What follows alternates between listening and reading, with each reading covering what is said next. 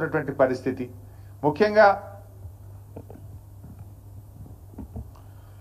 ఇవాళ ఈ ప్రభుత్వం ఏ విషయంలో మీరు రైతుల విషయంలో గమనిస్తే ముఖ్యమంత్రి ఏమో ఈజ్ బిజీ విత్ అందాల పోటీల రివ్యూలు.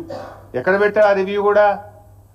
పోలీస్ కమాండ్ అండ్ కంట్రోల్ రూమ్లో. ఆ పోలీసు వాళ్ళని కూడా పనిచేసుకొనియకుండా సెక్రటరేట్ ఓడిన గారు అయితే జూబ్లీ హిల్స్ ప్యాలెస్, లేకపోతే పోలీస్ కమాండ్ కంట్రోల్ రూమ్. నెల రోజులకు ఒక్కసారి కూడా సెక్రటరేట్ ముఖం చూస్తలేడు. ఇవాళ ఆ పోలీస్ కమాండ్ కంట్రోల్ రూమ్లో అందాల పోటీల మీద రివ్యూ పెడుతున్నావు కదా రేవంత్ రెడ్డి గారు. మరి రైతులకు రైతు బంధు అందిందా లేదా అని ఎందుకో రివ్యూ పెట్టవు? వానకాలం రైతు బంధు ఎగబెట్టివి, యాసంగి రైతు బంధు సగం మంది కూడా అయిపోతివి. రుణమాఫీ అందిందా లేదా? 42,000 కోట్లు రుణమాఫీ ఇస్తామని చెప్పి కాంగ్రెస్ పార్టీ అసెంబ్లీలో బడ్జెట్ ప్రసంగంలో చెప్పి ఎన్నికల సమయంలో హామీ ఇచ్చినవు. మరి అసెంబ్లీలో బడ్జెట్లో చెప్పిన రుణమాఫీ 42,000 కోట్లు అయిందా లేదా అని రివ్యూ చేయడానికి నీకు సమయం దొరకలేదా రేవంత్ రెడ్డి గారు?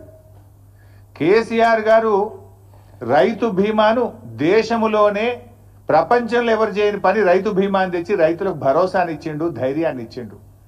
ఇవాళ మీరు ఇంతవరకు ఫిబ్రవరిలో కట్టాల్సిన రైతు బీమా పైసలు మే నెల వచ్చినా రైతు బీమా పైసలు కట్టలే.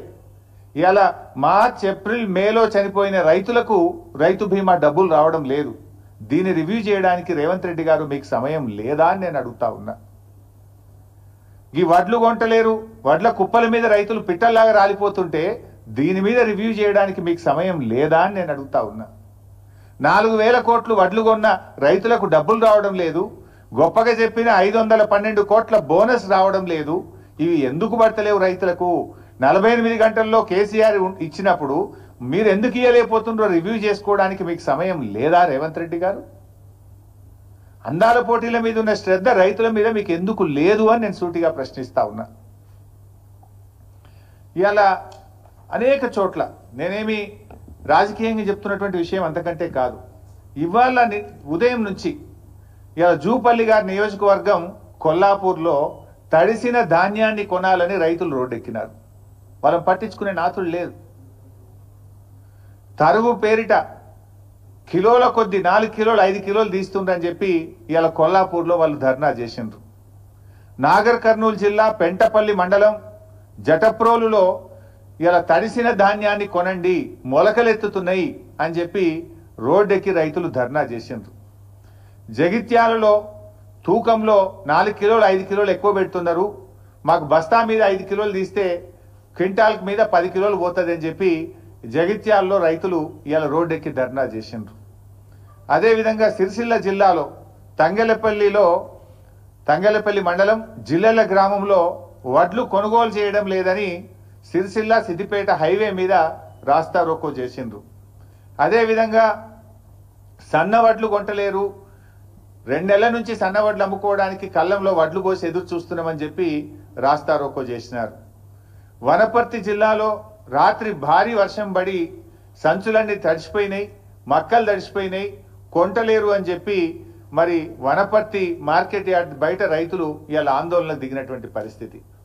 మా ఈశ్వరన్న గారు నియోజకవర్గం ధర్మపురిలో రాయపట్నంలో కూడా అక్కడ వడ్లు కొనడం లేదని చెప్పి ధర్నా చేసి కంప్లైంట్ ఇస్తే అక్కడ సీఈఓ ప్రభాకర్కు నోటీసులు జారీ అయినటువంటి పరిస్థితి.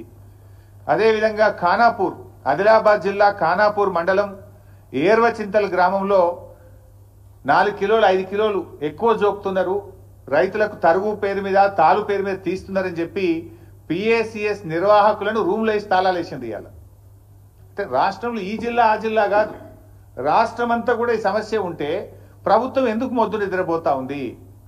ఏదో అంటే చూడు, రోమ్ తగలబెడుతుంటే ఫీడేలు వాయించుకున్న నీరో చక్రవర్తి లాగా రైతులు చనిపోతుంటే, రైతులు ఆత్మహత్య చేసుకుంటే, రైతులు రోజుల తరబడి పడిగాపులు కాస్తుంటే, రైతులు ఎండకు ఎండి వానకు తడిచిపోతుంటే మన ముఖ్యమంత్రి రేవంత్ రెడ్డి గారు ఏదో జూబ్లీ హిల్స్ ప్యాలెస్ చక్రవర్తి గారు మాత్రం అందాల పోటీల రివ్యూలు, ఢిల్లీ ట్రిప్పుల్లో బిజీగా ఉన్నారు. ఇదా రైతుల పట్ల మీకు ప్రేమ?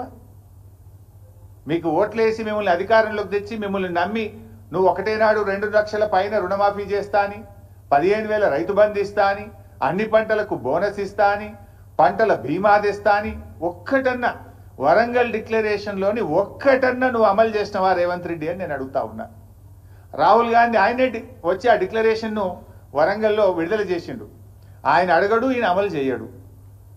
రాహుల్ గాంధీ కూడా బాధ్యత ఉంటుంది కదా, అడగాల్సిన బాధ్యత నీ చేతిలో. రాహుల్ గాంధీ క్రెడిబిలిటీ ఏముంటుంది రేపు? రాహుల్ గాంధీ రేపు వచ్చి ఉపన్యాసం చెప్తాడు, వింటాడా? ఏమని నమ్మాలి? ఏమని చెప్తావు? వరంగల్ ఇచ్చిన హామీ ఒక్కటి అమలు చేయలే అని రాహుల్ గాంధీ ముందుకు క్షమాపణ చెప్పాలి. ఏడాదినర్థం అయింది, ఇంకెంతకాలం మోసం చేస్తారు? ఇచ్చిన హామీలు అమలు చేయమంటే రేవంత్ రెడ్డి గారు నన్ను ఢిల్లీకి పోతే చెప్పులు ఎత్తుకుపోయడం లెక్క చూస్తురు, నాకు అప్పు పుట్టలేదు అని రేవంత్ రెడ్డి గారు మాట్లాడతారు. ఇలా పరిస్థితి ఏంటంటే ఆఖరికి పాకిస్తాన్ను నమ్మి అప్పిస్తున్నారు తప్ప రేవంత్ రెడ్డిని నమ్మి కూడా అప్పిస్తలేడు. నిన్న కూడా ఏదో పేపర్లు చూస్తే పాకిస్తాన్కి అప్పించినట్టు కనబడ్డది. అంటే నీ పరిస్థితి అట్లా తయారైపోయింది. ఏంది అసలు నీకు పాలన చేతగాక, నీ ప్రజెంటేషన్ సరిగా లేక, నువ్వు ప్రతిపక్షం మీద బురద జల్లబోయి నువ్వు తీసుకున్న గోతులే నువ్వే పడ్డావు. ఇప్పుడు ప్రభుత్వాన్ని నడపడం అంటే ప్రతిపక్షాల మీద దుమ్మెత్తి పోసినంత సులువు కాదు రేవంత్ రెడ్డి గారు. ఇప్పటికైనా పాలన మీద దృష్టి పెట్టు, రైతుల కష్టాలు తీర్చాలని చెప్పి నేను రేవంత్ రెడ్డి గారిని కోరుతా ఉన్నా.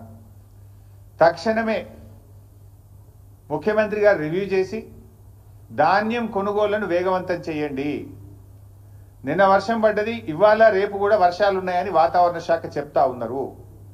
తడిసిన ధాన్యాన్ని కూడా రైతులకు ఇబ్బంది కలగకుండా అధికారులందరినీ కూడా తహసీల్దార్లను, ఆర్డీఓను, డిఎం సివిల్ సప్లైను, జాయింట్ కలెక్టర్లను, కలెక్టర్లను క్షేత్రస్థాయిలో పంపించి మంత్రులు కూడా క్షేత్రస్థాయిలో వెళ్ళి తడిసిన ధాన్యాన్ని వెంటనే కొనుగోలు చేసి రైతులకు నష్టం జరగకుండా చూడండి.